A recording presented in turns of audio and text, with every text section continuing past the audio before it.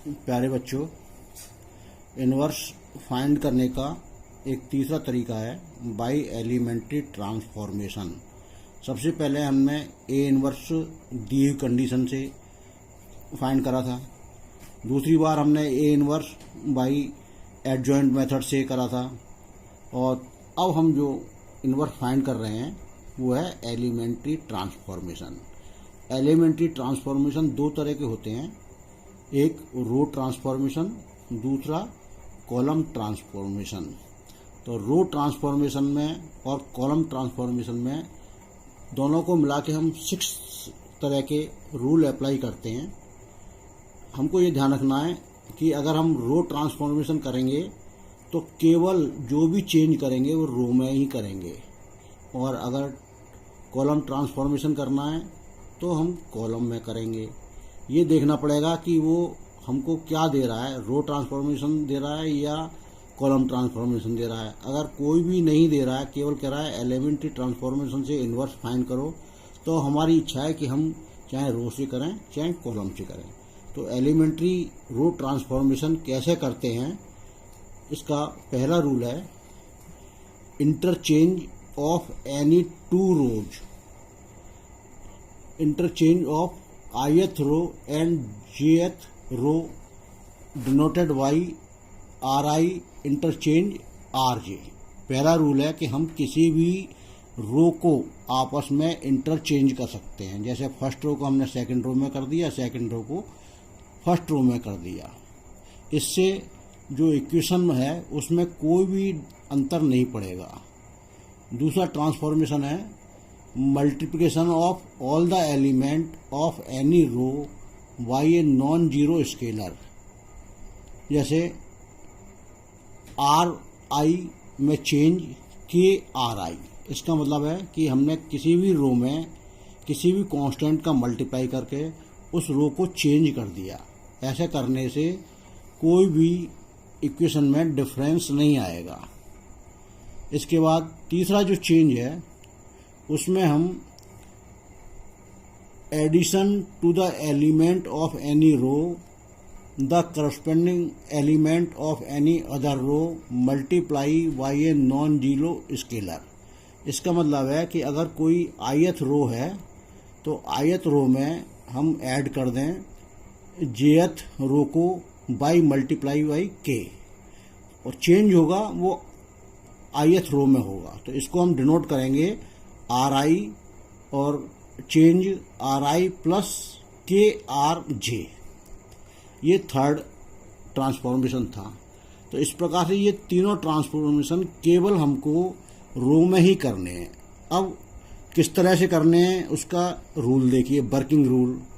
सबसे पहले जो भी मैट्रिक्स दे रखी है, सपोज करो एक 2x2 की मैट्रिक्स है, तो उसका हमको ए इनवर्स निकालना है। तो सबसे पहला स्टेप हम a इक्वल टू आई ए लिखेंगे। हमको मालूम है कि i और a का मल्टीप्लाई करने पर a आता है। तो पहला step a equal to I ए की जगह हम a मैट्रिक्स रख देंगे, i की जगह आइडेंटिटी मैट्रिक्स रख देंगे, और जो पीछे i के बाद a है उधर a ही रहने देंगे।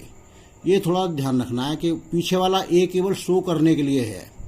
Second step applying same elementary row transformation of matrix on left hand and pre-multiplier matrix I on RHS to get the equation I equals to BA। इसके मतलब है कि हम जो लेफ्ट हैंड साइड की मैट्रिक्स A है उसको identity matrix में चेंज करेंगे बाई एलिमेंट्री रो ट्रांसफॉर्मेशन के रूल से। तो जब हम लेफ्ट हैंड साइड में चेंज करेंगे तो उसके करस्पॉन्डेंस राइट हैंड साइड में भी जो आइडेंटिटी मैट्रिक्स है उसमें भी हमको चेंज करना पड़ेगा, और ए में कोई चेंज नहीं करना पड़ेगा। थर्ड स्टेप, सपोज करो हमने जो ए इक्वल टू आई ए लिखा था और ए को चेंज करने पर, ये ए को चेंज करने पर हमारी मैट्रिक्स आई आ जाती है, और आई को चेंज करने पर बी मैट्रिक्स आ जाती है, और ए रहता है।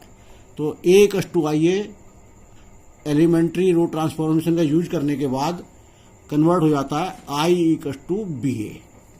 आई आइडेंटिटी मैट्रिक्स है, बी कोई मैट्रिक्स आई की जगह आएगी, और ए ये जो ए लिखा हुआ है इस ए को साथ के साथ लिखना है।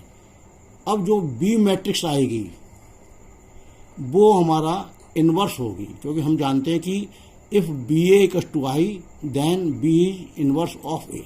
तो यहाँ पर जो बी मैट्रिक्स है वो ए का इन्वर्स होगी। तो ये हमने रो ट्रांसफॉर्मेशन में करा है। सबसे मेन चीज़ है कि रो ट्रांसफॉर्मेशन में हमको लिखना है ए इक्वल्स टू आई ए, और अगर हम कॉलम ट्रांसफॉर्मेशन करते हैं तो हम लिखेंगे ए इक्वल्स टू ए आई। अगर ऐसा नहीं करेंगे हम तो ये इक्वेशन जो है बैलेंस नहीं होगी। एक एग्जाम्पल देखिए, find the inverse of 2x2 matrix by using elementary transformation. एक मैट्रिक्स है जिसके एलिमेंट 3, 2, 7, 5 हैं। तो पहला स्टेप हमने ए इक्वल्स टू आई ए लिखा, ए की जगह ए मैट्रिक्स, आई की जगह आइडेंटिटी मैट्रिक्स और ये ए की जगह ए। अब हमको किस तरह से एलिमेंट्री ट्रांसफॉर्मेशन यूज करना है, तो सबसे पहले ये ध्यान रखना है कि इस 3 को हमें 1 में चेंज करना है। इसके बाद इस 7 को हमको 0 में चेंज करना है। इसके बाद इस 5 को 1 में चेंज करना है और इस 2 को 0 में चेंज करना है। तो चेंज करने का तरीका इस तरह से है कि ये नीचे आएंगे, फिर ऐसे और फिर ऊपर। इसके साथ साथ इसमें भी चेंज होगा, ये चेंज होगा, फिर ये चेंज होगा, फिर ये और फिर ये ऐसे ही रहेगा। तो सबसे पहले हमको इस 3 की जगह 1 करना है। तो हमने चेंज करा on applying R1 multiply by 1/3 R1 we get. जब हम फर्स्ट रो में R1 का मल्टीप्लाई करेंगे तो सेकंड रो में कोई चेंज नहीं होगा, उसे ऐसे का ऐसे लिखेंगे। 3 में 3 का मल्टीप्लाई करा तो 1 आ गया, 2 में मल्टीप्लाई करेंगे 2/3 आ गया, 1 में 1/3, 0 में 0, बाकी सेकंड रो ऐसी की ऐसी रहेगी। इसके बाद हम इस 7 की जगह 0 लाना चाहते हैं, क्योंकि हमारा मेन एम क्या है कि इस मैट्रिक्स को आइडेंटिटी मैट्रिक्स में कन्वर्ट करना। तो 7 की जगह 0 कैसे आएगा, तो हमने क्या करा, फर्स्ट रो में 7 का मल्टीप्लाई करा और R2 में से उसको सबट्रैक्ट कर दिया। तो इसको हम लिखेंगे R2 change R2 minus 7 R1। इस तरह चेंज करने के बाद ये जो हमारी मैट्रिक्स चेंज हो जाएगी, इधर 0 आ जाएगा, इधर 1/3 आ जाएगा, इधर -7/3 आ जाएगा, इधर 1 आ जाएगा और फर्स्ट रो में कोई चेंज नहीं होगा। इसके बाद अब हम इस 1/3 की जगह 1 लाना चाहते हैं, कि पहले 1 आ गया, फिर 0, अब इधर 1 लाना, इसके बाद इधर 0 लाना है। तो इधर 1 लाने के लिए हम सेकंड रो में 3 का मल्टीप्लाई करेंगे, जिससे कि ये 3/3 हो जाएगा, 1 आ जाएगा। तो इसको हम लिखेंगे R2 में चेंज 3R2। तो इससे हमको आया 0, 1, -7, 3 और first row as it is रही, ए की जगह ए रहा। इसके बाद अब हम 2/3 को 0 में कन्वर्ट करना चाहते हैं। तो 2/3 को 0 में कन्वर्ट करने के लिए हमने क्या करा, इस 1 में 2/3 का मल्टीप्लाई करा। तो हम इसको कैसे लिखेंगे, R1 में चेंज, क्योंकि चेंज इधर करना है R1 में, R1 माइनस 2/3 R2। तो ऐसा करने से हमारा ये जो है R1 में चेंज हो जाएगा और इधर 1 आ जाएगा। इसके साथ साथ इधर भी ये चेंज हो जाएगा। फर्स्ट रो आपकी एज इट इज बनी रही, सेकंड रो में जो दिया है उसके अकॉर्डिंग हमने चेंज कर लिया। अब हमारा एम है कि इस 2/3 इसको 0 करना। तो इसको ऐसे लिखेंगे R1 में चेंज R1 माइनस 2/3 R2। तो उससे ये 2/3 आपका 0 में चेंज हो जाएगा और जब फर्स्ट रो में चेंज हो जाएगा तो इधर भी ये चेंज हो जाएगा। तो इस तरह से ये हमारी जो मैट्रिक्स फर्स्ट मैट्रिक्स ए थी वो आई में कन्वर्ट हो गई और सेकंड मैट्रिक्स जो हमारी थी आई थी वो एक दूसरी मैट्रिक्स जिसके एलिमेंट 5 - 2 - 7 3 है उसमें चेंज हो गई। अब हम जानते हैं कि I equals to A inverse ए होता है। तो इस तरह से ये 5 - 2 - 7 3 ये ए इनवर्स हो गया ए मैट्रिक्स का। इसी प्रकार हमको एलिमेंट्री कॉलम ट्रांसफॉर्मेशन करना है। बस ध्यान रखना है कि ये रूल सेम है, जो रो के थे वही कॉलम के हैं। जैसे कि फर्स्ट रूल क्या है कि किसी भी कॉलम में हम इंटरचेंज कर सकते हैं। तो उसको लिखेंगे C1 में चेंज C2 या CI change CJ। Second rule है कि CI में चेंज KCI, किसी भी कॉलम में मल्टीप्लाई करा के का और उसी कॉलम में चेंज कर दिया। थर्ड रूल है सी आई माइनस सी आई प्लस के सी जे, यानी हमने सी जे में कॉलम में के का मल्टीप्लाई करा और सी आई में ऐड कर दिया। तो रूल सेम है, बस थोड़ा ये ध्यान रखना कि इसमें जितनी भी एक्टिविटी करेंगे वो केवल कॉलम में होगी। और इसका वर्किंग रूल है,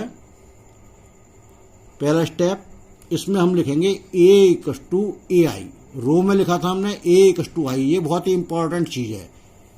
second step using column transformation, हम लिखेंगे ए इक्वस टू ए आई और ए को चेंज करेंगे आई में और ए को ए रहने देंगे, इस आई को बी में चेंज करेंगे। ये ध्यान रखना है जो चेंज इधर करेंगे वही चेंज इधर करना है।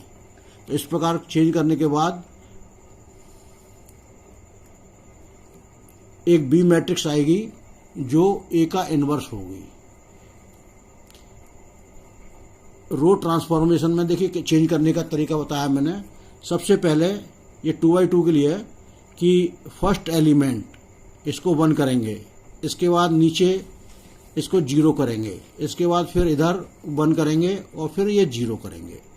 कॉलम ट्रांसफॉर्मेशन में सबसे पहले इस एलिमेंट को 1 करेंगे, इसके बाद इधर 0 करेंगे, फिर इधर 1 करेंगे और फिर ये 0 करेंगे। ये थोड़ा करने का तरीका है। इस तरह से हम एलिमेंट्री रो ट्रांसफॉर्मेशन से ए इनवर्स फाइंड कर सकते हैं।